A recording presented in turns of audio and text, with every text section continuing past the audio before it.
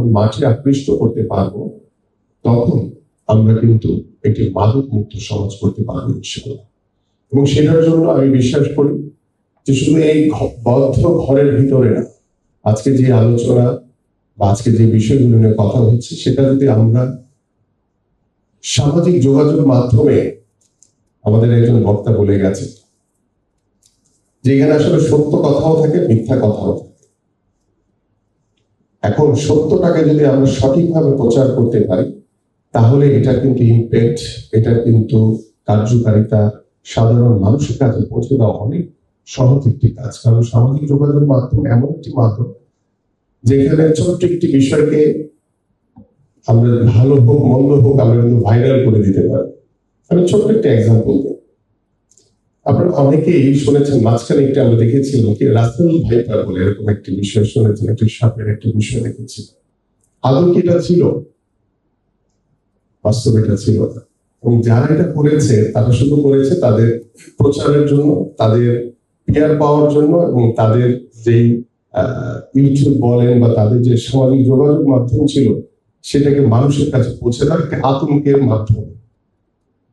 আমার কাছে অবাক লেগেছে যে একটি মানুষকে আতঙ্কের ভিতরে ফেলে দিয়ে তারা কিন্তু তাদের পিয়ার নিয়ে চিন্তা করেছে। বাস্তবিক অর্থে এই রাসেল ভাইপার নামে কোনো কিছুই ছিল না।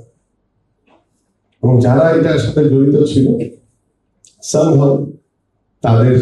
তারা মানে মোটামুটি ভাবে আমার কাছে এসেছিল।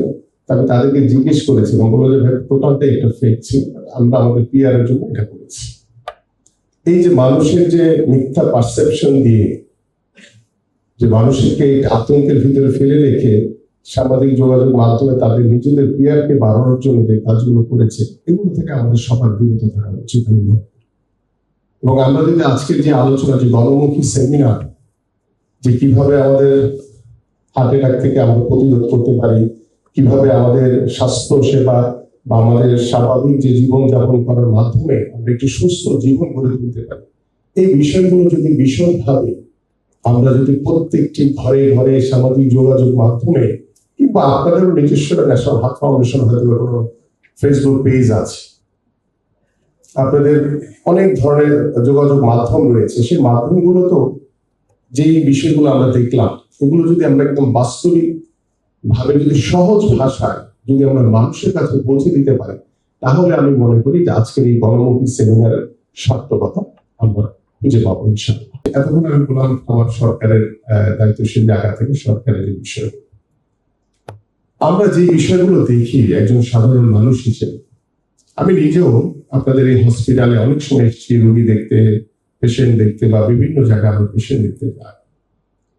সেখানে আসলে রোগীরা, আমি আপনাদের কথা বলছি, আমি সবার ওভারঅল কথা বলছি, সেখানে রোগীরা দেখা যায় যে অনেক সময় কেউ হয়তো বা চিটং থেকে আপনাদের এখানে উদ্দেশ্য রওনা হয়েছে, দেখা গেল যে রাস্তার ভিতরে আস্তে আস্তে আল্লাহ না করুক তার হয়তো মৃত্যু হয়ে গেল।